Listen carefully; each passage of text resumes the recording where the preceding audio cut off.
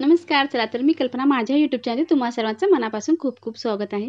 आता ह्या ठिकाणी आपण बटाटे घेतलेले आहेत. ते बटाटे स्वच्छ धुवून घेतलेले आहेत आणि त्यावरची आपल्याला साल काढून घ्यायचे.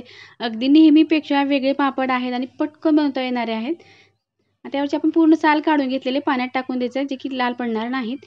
आता हव्या त्या आकारामध्ये लहान मोठ्या आकारात आपण हे कट करून घेणार आहोत. आता ह्याच आकारामध्ये सर्व जे बटाटे आहेत ते मी कट करून घेणार आहे.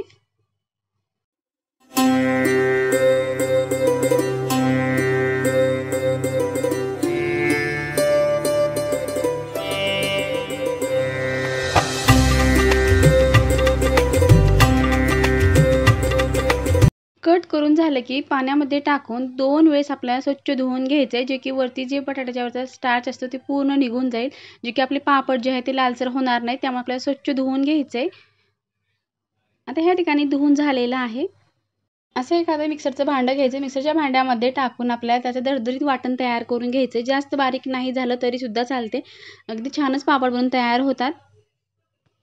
आता 2 ते 3 बॅचेसमध्ये आपल्याला हे सर्व बटाटे जे आहेत ते त्याचं वाटण तयार करायचं. वाटण करते वेळेस थोडंसं आपल्याला पाणी टाकायचं जे की छान लवकर पेस्ट बनून तयार होईल. आता ह्या ठिकाणी वाटण झाल्यानंतर पाहू शकता आपल्याला परफेक्ट मेजरमेंट करायचं आहे. त्यासाठी आपण एक भांडं घेतलं आहे. त्या भांड्यामध्ये सर्व आपल्याला जी प्युरी आहे बटाट्याची ती काढून घ्यायचं आहे. काढून घेतल्यानंतर पाहू शकता एक भांडं इतकी प्युरी निघालेली आहे. आता ज्या भांड्यानं आपण प्युरी टाकलेली आहे त्याच भांड्यानं आपल्याला 2 भांडे इतकं पाणी टाकायचं आहे.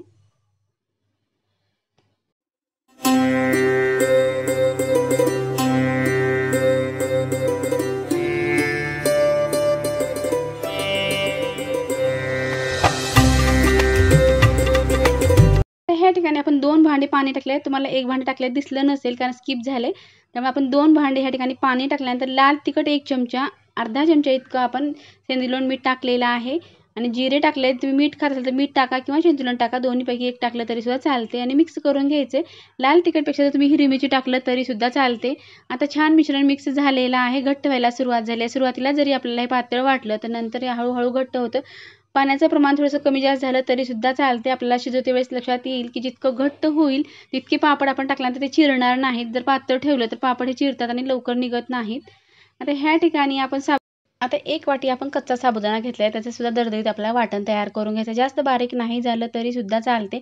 आपण ह्या ठिकाणी भाजून किंवा गरम करून घेतलेला साबुदाणा बिलकुल कच्चा आपण ह्या ठिकाणी साबुदाणा घेतलेला आहे.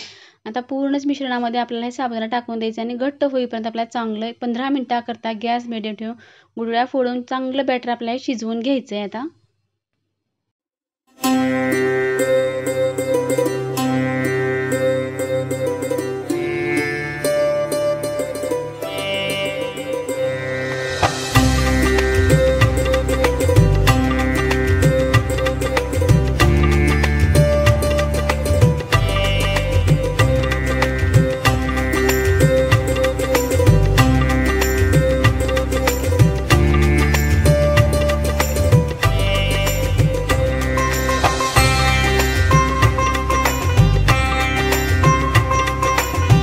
आता ह्या ठिकाणी आपण एक प्लेट ठेवलेली आहे. 10 मिनिटाकरता आपल्याला झाकण ठेवायचं आहे, जे की पीठ जे आहे ते चांगलं शिजलं पाहिजे. शिजल्यानंतरच आपले पापड जे आहेत ते चांगले निघणार आहेत. नाहीतर पीठ जर चांगलं नाही शिजलं तर पापड चिरू शकतात. आता ह्या ठिकाणी घट्टसर आपण पाहू शकता ह्या पद्धतीने झालेलं आहे आणि गॅस बंद केलेला आहे. आता आपल्याला पळी पापड टाकून घ्यायचं आहे. गॅलरीमध्ये ह्या ठिकाणी माझ्याकडे थोडंसं ऊन येतं त्याच ठिकाणी मी आता हे पापड बनवणार आहे. तुमच्याकडे चांगलं ऊन येत असेल तिथे तुम्ही टाका.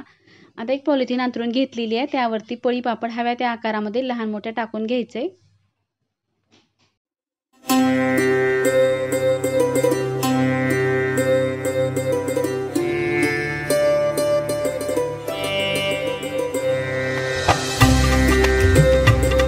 आता लहान मोठ्या आकारामध्ये पळीनं आपल्याला असं पापड टाकून घ्यायचं आहे. उन्हामुळे चमकत असल्यामुळे थोडं दाखवायला अवघड जात आहे. त्यामुळं थोडासा मध्ये साबुदाणा जरी थोडा तुकडे राहिले तरी काही फरक पडत नाही. तो तळल्यानंतर अगदी छान फुलतो आणि दिसायला पापडसुद्धा छान दिसतात.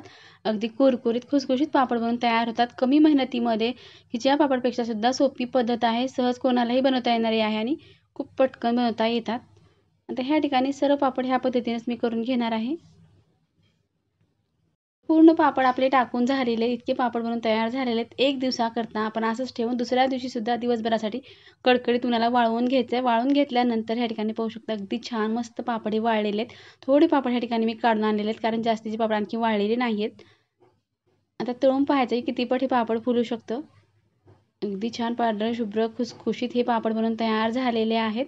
तुम्ही सुद्धा ह्या पद्धतीने एक वेळेस नक्की ट्राय करून पहा. केल्यानंतर कमेंटमध्ये सांगायला विसरू नका तुमचे पापड कसे झालेत किंवा तुम्ही साबुदाण्याचे पापड कसे बनवता ते सुद्धा कमेंट करून सांगा. किंवा चॅनलवरती नवीन असेल तर प्लीज चॅनल लाईक करा, शेअर करा, सबस्क्राईब करा. जेव्हा मी असे नवीन व्हिडिओ बनवेल सर्वप्रथम तुम्हाला पाहायला भेटतील. आता ह्या ठिकाणी पापड तळून तर झालेले आहेत. तुम्हाला एक पापड तळून दाखवते किती खुसखुशीत हे पापड बनवून तयार होतात. अगदी हलके, जिभेवर ठेवताच विरघळणारे आणि कमी मेहनतीमध्ये बनणारे हे पापड आहेत. पापड अगदी छान तयार आहेत. व्हिडिओ पाहिल्याबद्दल धन्यवाद. पुन्हा भेटूया नवीन रेसिपीसोबत.